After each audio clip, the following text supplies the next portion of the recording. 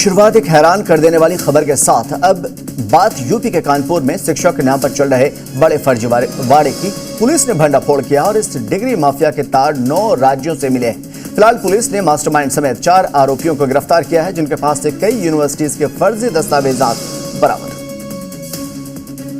Marksheet से लेकर provisional certificate तक इन माफियाओं के पास से बरामद हुए दस्तावेजों ने पुलिस के होश उड़ा दिए। बेहद बारीकी और शातिर तरीके से तैयार इन दस्तावेजों को देखकर बता पाना मुश्किल था कि ये असली नहीं है। इन डिग्री माफियाओं ने 9 राज्यों और 14 यूनिवर्सिटीज तक अपना नेटवर्क तैयार कर रखा था। इधर डिग्री तैयार होते उधर संस्थान में रिकॉर्ड दर्ज हो जाते। 14 यूनिवर्सिटी के इन पे प्रपत्र प्राप्त हुए हैं। इनमें जो सरगना है शैलेंद्र, उस सहित 4 लोगों को पकड़ा जा चुका है। 5 लोगों को पकड़ा जाना बाकी है। पुलिस अब इन सभी लोगों की जांच कर रही है जिन्होंने इनसे ये फर्जी दस्तावेज लिए थे। भारत के बच्चों की चिंता आज मैक्रो ने की है। इंडिया आर्टिफिशियल इंटेलिजेंस समिट 2026 में फ्रांस के राष्ट्रपति एमेनुएल मैक्रो ने पीएम मोदी से बच्चों को लेकर के खास डिमांड की है। उन्होंने कहा कि भारत में अभी 15 साल से कम उम्र के बच्चों के लिए सोशल मीडिया बैन कर देना चाहिए। मैक्रो ने उम्मीद जताई कि प्रधानमंत्री मोदी 15 साल से कम बच्चों के लिए सोशल मीडिया पर बैन लगाने के लिए एक्शन लेंगे। Our G7 priorities will be as well children's protection against AI and digital abuse. Our platforms, governments and regulators should be working together to make internet and social media a safe space. This is why in France we are embarking on a process to ban social networks for children under 15 years old. अगर macro की बात को PM Modi मानते हैं तो इसका मतलब ये होगा कि यहाँ भी बच्चे अब फेसबुक इंस्टा नहीं चला पाएंगे। मैक्रो की चिंता इसलिए भी जायज मानी जा रही है क्योंकि छोटी सी उम्र में बच्चे डिजिटल दुनिया में सोशल मीडिया गेमिंग का इस्तेमाल कर रहे हैं, जिससे बच्चों की मेंटल हेल्थ पर असर हो रहा है क्योंकि वो साइबर बुलिंग का शिकार हो रहे हैं, अश्लील कंटेंट के संपर्क में आते हैं। भारत में एआई समिट चल रही है। दिल्ली में दिग्गजों का जमावड़ा लगा है और इस समिट में एआई का एक से बढ़कर एक चमत्कार देखने को मिल रहा है, जिसके बाद अब आर्टिफिशियल इंटेलिजेंस सिर्फ मोबाइल और मशीन तक सीमित नहीं रहा, बल्कि अब एआई आपकी थाली तक पहुंच चुका है। यहां समिट में एआई का चमत्कारी पराठा चर्चे में।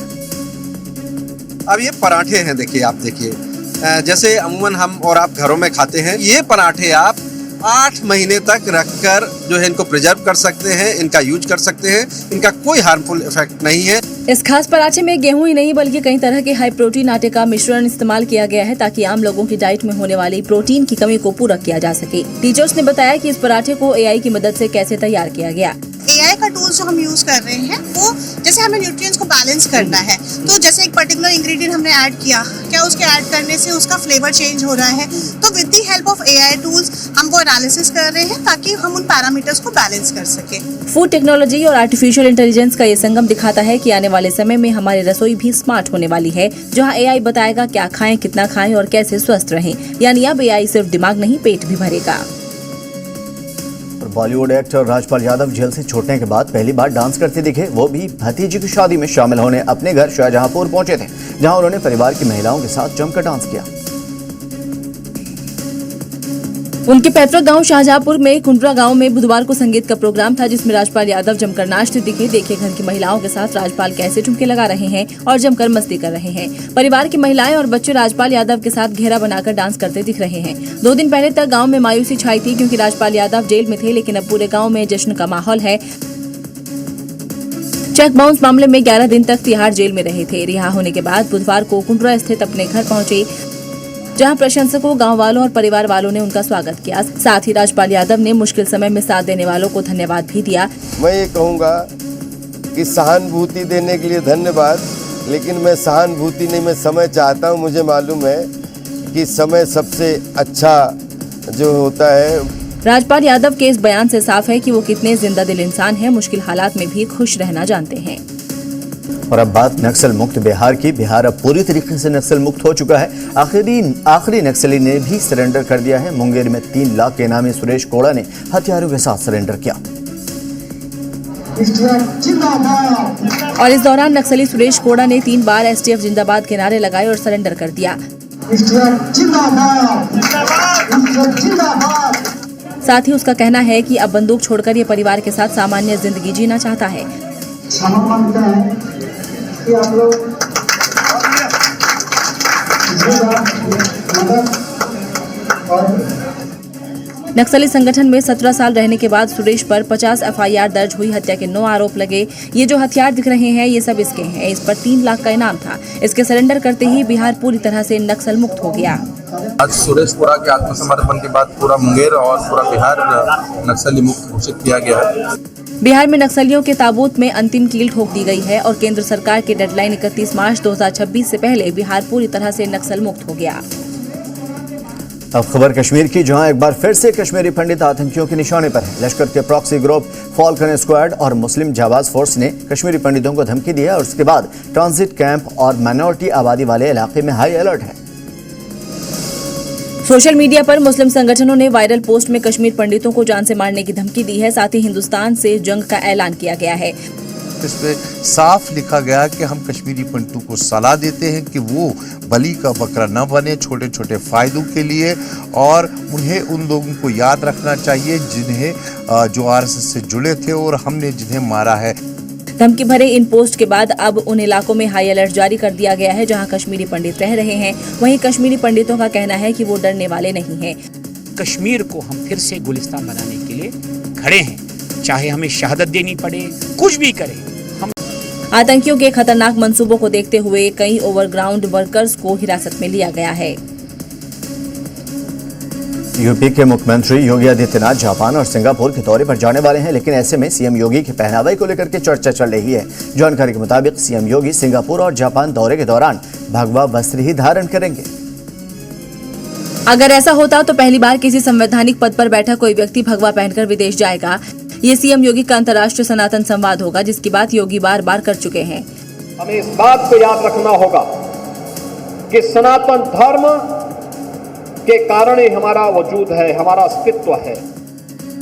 इस दौरान भारत की भगवा और सनातन की छवि पूरी दुनिया देखेगी। वहीं सीएम योगी के इस दौरे से पहले प्रशासनिक स्तर पर भी तैयारी शुरू हो गई है। Yamuna expressway industrial development authority ने जापान और सिंगापुर सिटी के डेवलपमेंट के लिए राज्य सरकार को ऑफिशियली एक प्रपोजल भेजा है। जापान सिटी के लिए ग्रेटर नोएडा के सेक्टर 5A में 500 एकड़ जमीन का प्रस्ताव है। वहीं सिंगापुर सिटी के लिए ग्रेटर नोएडा के सेक्टर 7 में 500 एकड़ जमीन का प्रस्ताव है। दोनों प्रोजेक्ट्स के लिए जमीन अधिग्रहण का प्रस्ताव है। इसी के साथ सीएम योगी विकास और विरासत के पथ पर भारत के सनातनी पहचान की झलक दिखाएंगे।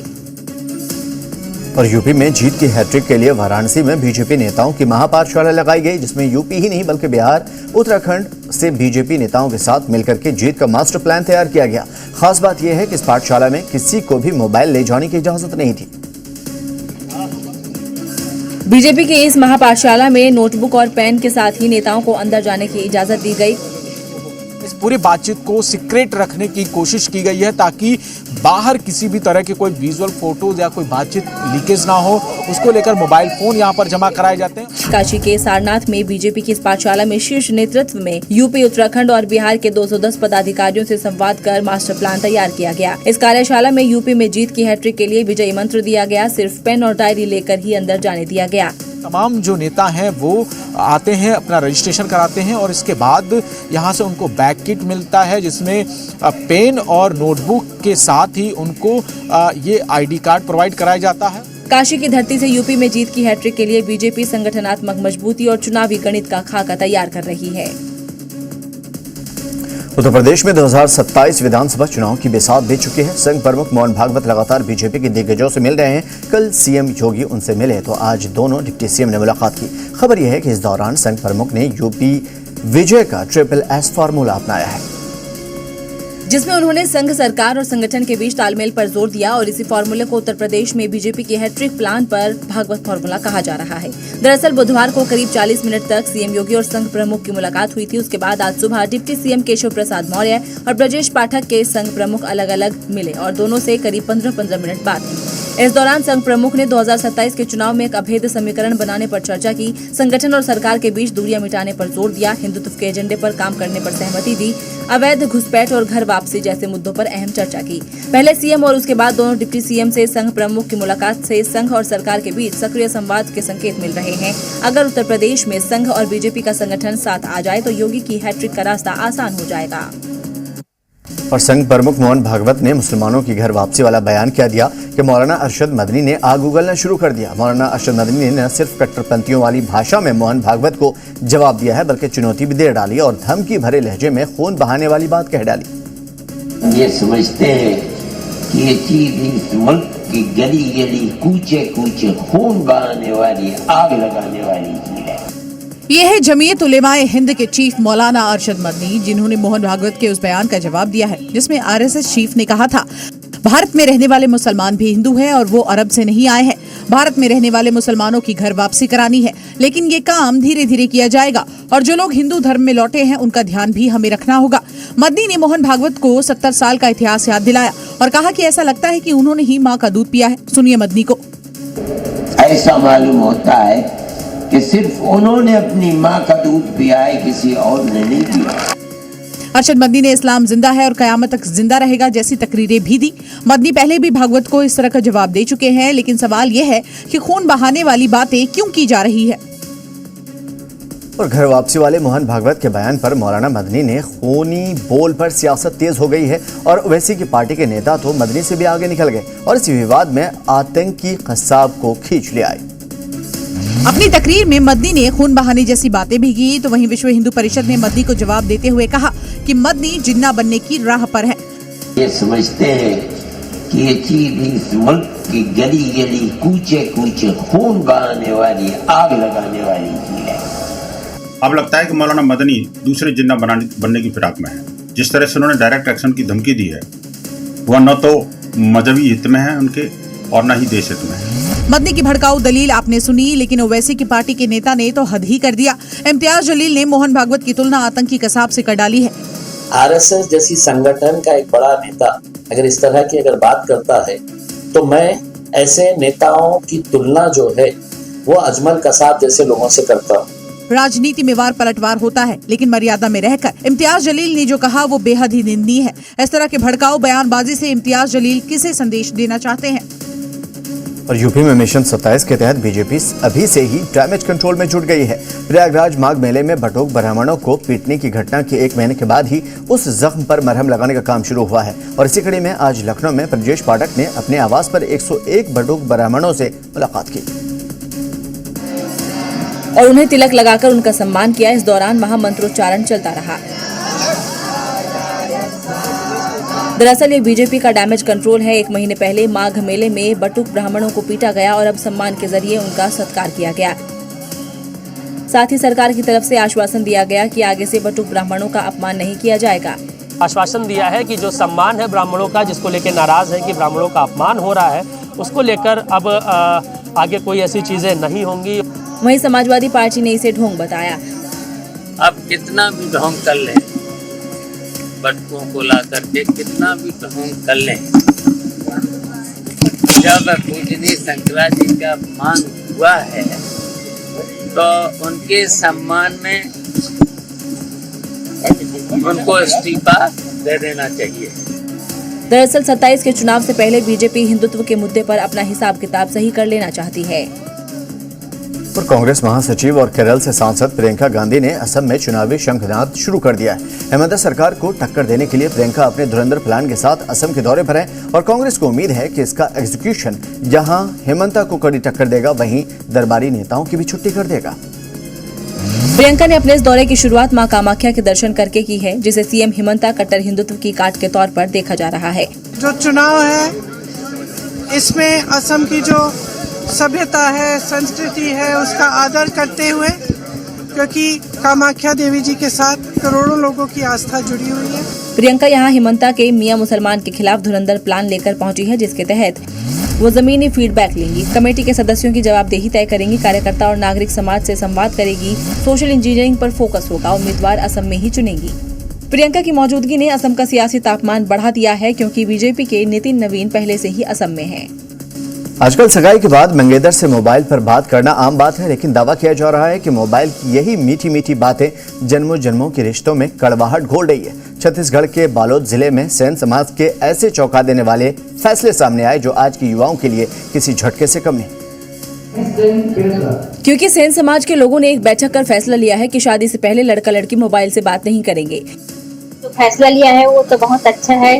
जैसे सगाई के बाद जैसे लड़का लड़की का बातचीत करना है वो सब बंद हुआ है। इसके पीछे इनका तर्क है कि सगाई के बाद अगर लड़का लड़की बात करते हैं तो भावना में बहकर कई ऐसी निजी बातें शेयर कर देते हैं जो शादी टूटने की वजह बन जाती है और बाद में रिश्ते को संभाल पाना मुश्किल होता है। सेन समाज रिश्ते बचाने के लिए इस तरह की कड़ाई को जरूरी बता रहा है। कोई इस फैसले को समाज सुधार की दिशा में बड़ा कदम बता रहा है तो कोई इसे व्यक्तिगत स्वतंत्रता पर पाबंदी। कंगाल हो चुके पाकिस्तान की हालत किसी से छिपी नहीं, लेकिन यहाँ सियासतदां अवाम को महंगाई के दलदल में फंसाकर अपने शौक पूरा करने में मशगूल हैं। अब ऐसी बात खबर सामने आ रही है कि मरियम नवाज के एक लग्जरी एयरक्राफ्ट लोगों की तवज्जो का मरकज बना हुआ है। खरीदे गए इस लग्जरी एयरक्राफ्ट की कीमत करीब 10 अरब रुपए बताई जा रही है। जी हां, सही सुना आपने, 10 अरब रुपए। जिस देश में खाने के लाले पड़े हो, महंगाई रिकॉर्ड पर रिकॉर्ड बना रही हो और विदेशी कर्ज दिनों दिन बढ़ता जा रहा हो, वहां सत्ताधारी एक नेता अपने शौक को पूरा करने के लिए 10 अरब रुपए पानी की तरह बहा दे, ताज्जुब तो होगा ही। पाकिस्तान के पंजाब की मुख्यमंत्री मरियम नवाज को लेकर दावा किया गया है कि उन्होंने luxury gulf stream G500 aircraft खरीदा है। इस लग्जरी जेट में एक साथ 19 लोग आराम से बैठ सकते हैं। ये लंबी दूरी तय करने वाला हाई स्पीड जेट है। करीब 8,300 किलोमीटर तक बिना रुके उड़ सकता है। लग्जरी लाइफ के लिए पब्लिक के पैसों को हवा में उड़ाने को लेकर न सिर्फ जनता उन्हें ट्रोल कर रही है, वहीं विपक्ष भी मरियम की इस फिजूल खर्ची पर हमलावर है। खैर, ये तो पाकिस्तान है, पब्लिक की यहाँ पड़ी किसको, बस नेताओं के ऐशो आराम में कोई कमी नहीं आनी चाहिए।